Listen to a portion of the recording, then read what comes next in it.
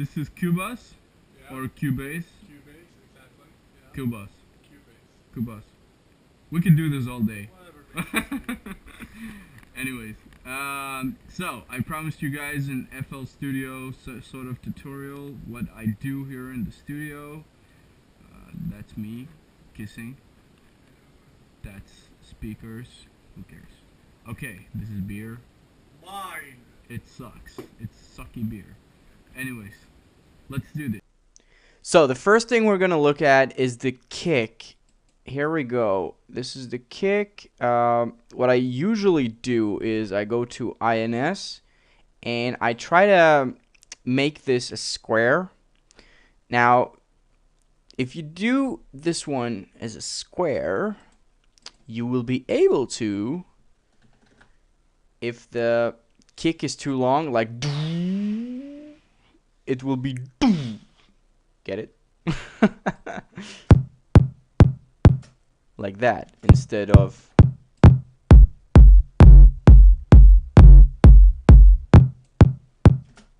like that.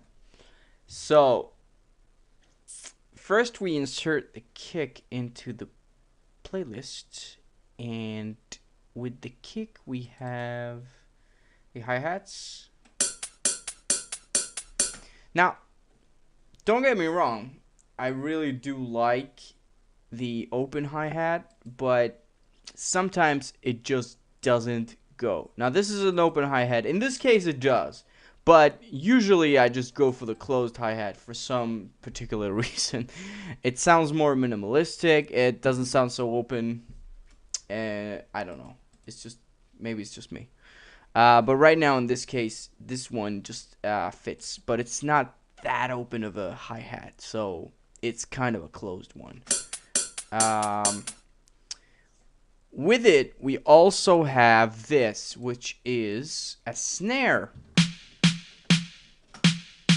So the snare is supposed to back the kick up. Now, if the kick is too weak, it can sound cool in some tracks, but in this particular case, we thought that the snare would fit perfectly behind the kick. This is, by the way, a collaboration between me and Cubase, Cubasos. Cubase, for fuck's sake. Cubase Sauce. Now, and we decided to put the snare in the background to back up the kick, and this is how it all sounds together.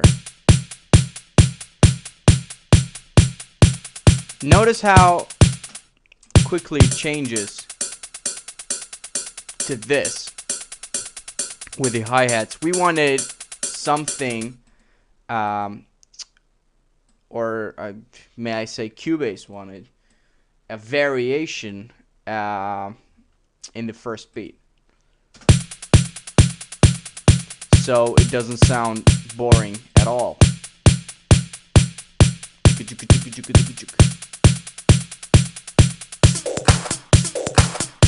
Here's the interesting part. You always need to accelerate. You need to go up in some sort of, I'm not talking about volume-wise. Maybe you go up volume-wise if it's a melody in the background. No, but if you go up, elevate with the sounds, sometimes it can take a lot of beats for it to come in. But sometimes it just gets in right there after 2-3 beats. It's really up to the track, up to you, what your style is. Don't get too nervous about where the things are going to go, when they're going to come in. If it feels right, it feels right. I say you just go with your gut on that one. We have here a very interesting hi-hat selection. As you can see, formed in the piano roll. And we also have this.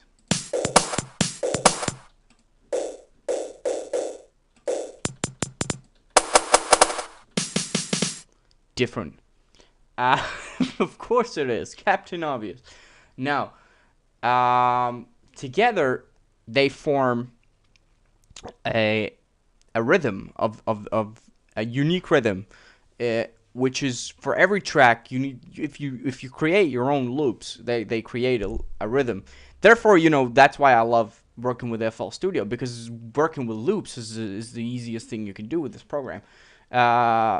You might prefer Logic or Ableton or whatever, but for me, I've always gone for the FL Studio, considering I work a lot with tech music, and it's a lot of loops. You build up your own loops, make it unique in your own way. Back when I was working more with harder, or before that, I was working a lot with house, techie house.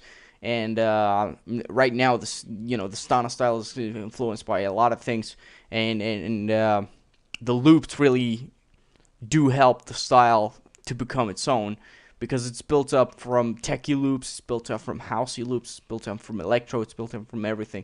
So what you need to do is you create your own sort of unique loop that is built from different percussions, different hi-hats. In this case, it's some snares, some percussions, and it goes in its own way. Together with the rest of the track, it really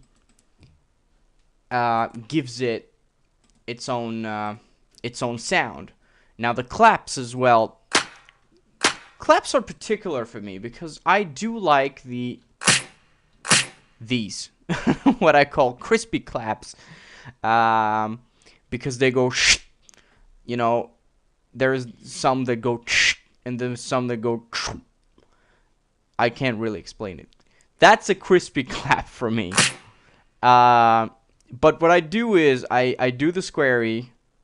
I'm just going to call it squarey. I'm not going to go into the details with you. And then I make it as small as possible. Almost as small as possible. And together with just itself, it sounds like this.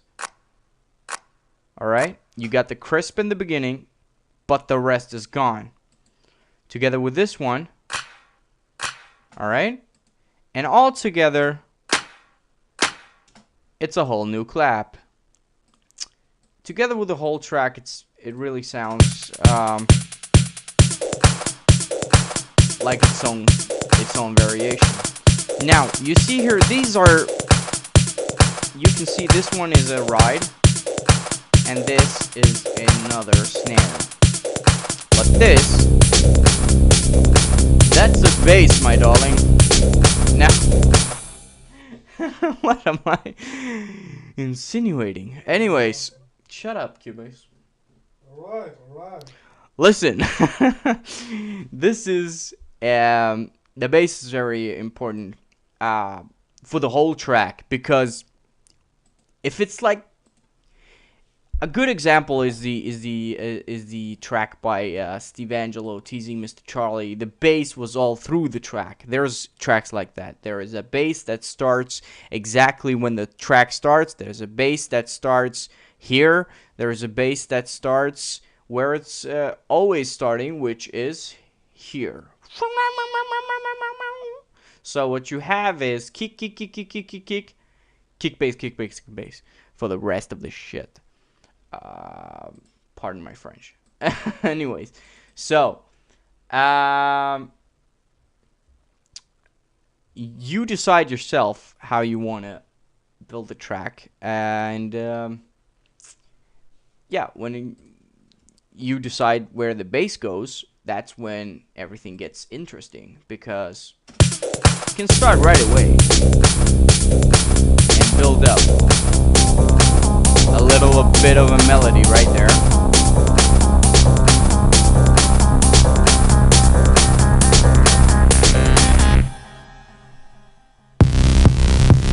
Drop.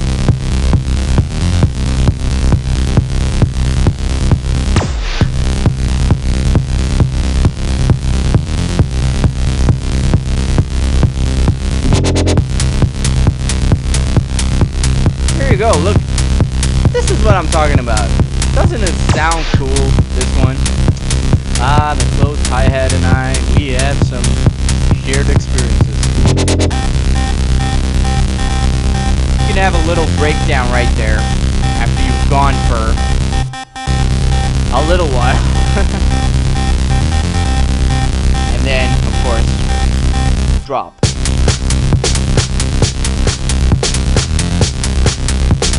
That concludes this day's, well, my first ever